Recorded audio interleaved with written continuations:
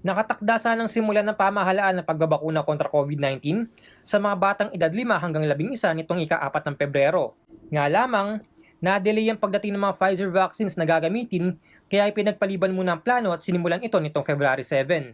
Dito sa Central Luzon, inaasahang gagawin ng rollout ng pediatric vaccination para sa 5 to 11 years old ngayong Miyerkules, February 9. Ayon sa Department of Health, mahalaga na mabakunahan ng mga bata bilang paghahanda na rin umano sa napipintong face-to-face classes. Kabilang sa mga pilot vaccination sites sa Central Luzon, ang Jose Bilingad Memorial General Hospital sa City of San Fernando, Pampanga, Bataan General Hospital sa Balanga, Bulacan Medical Center sa Malolos, Dr. Paulino G. Garcia Memorial Research and Medical Center sa Nueva Ecija, at Tarlac Provincial Hospital. Paalala ng DOH, kailangang iparehistro ng mga magulang o guardian ng mga bata sa lokal na pamahalaan para makakuha ng schedule ng vaccination. Sa araw ng pagbabakuna, ay kinakailangan umanong dalhin ng dokumento na nagpapatunay ng relasyon ng bata sa magulang gaya ng birth certificate at baptismal certificate. Kung wala ang magulang ng bata, maaari magdala ng special power of attorney, authorization letter na nakanotaryo, affidavit ng magulang o guardian o di kaya naman ay barangay certificate. Kailangan din magpakita ng valid ID ang magulang o guardian at ang bata. Dalhin din daw ang medical certificate kung may karamdaman ng batang babakunahan. Sa kabila ng mga paalala ng DOH sa publiko, nananatiling hati ang opinyon ng ilang magulang pagdating sa pagpapabakuna ng kanilang mga anak. Si Mark Damian mula sa Bulacan, hindi pa umano sang-ayon na ipabakuna ang kanyang 7 taong gulang na anak kontra COVID-19. Naniniwala naman daw si Damian na epektibo ang bakuna bilang pananggalang sa nakamamatay na virus. Katunayan, fully vaccinated na siya at nakapagpa-booster na. Sa ngayon po, iniisip ko mukhang hindi pa siya pwede. Sa edad kasi niya baka hindi niya kayanin yung maging effect nung vaccine. Kasi kagaya ko sa edad ko nung nagpa-vaccine ako, hindi maganda yung naging effect sa akin. Yun. Hindi naman sa hindi maganda. Kaya lang madaming sumakit sa akin.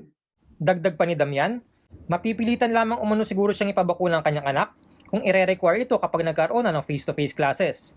Ngunit mas pabor umano siya na manatili muna sa distance learning ang mga estudyante. Gaya ni Damian, may agam-agam din sa pagbabakuna ng kanyang 7 taong gulang na anak si Joan Dizon ng Pampanga. Hindi muna, sir. Hindi muna. Bakit po? Kasi po baka hindi kaya ng katawan niya yung inject sa kanya eh. Habang ang mga magulang na sina Christy Doblico at Terry Torno, titiyakin daw na mababakunahan ang kanilang mga anak. Opo, sir. Kasi protection din po yun sa kanya eh. Lalo na kung mag-start na po yung pasukan. Opo, sir. Bakit po? Para sa protection din. Paliwanag ng DOH, wala umanong naitalang namatay sa 8.7 milyon na bata sa mundo na nabakunahan na kontra COVID-19. 97.5% umano sa mga ito ay walang naranasan na anumang side effect, habang 2.4% ang nakaranas ng banayad na side effect.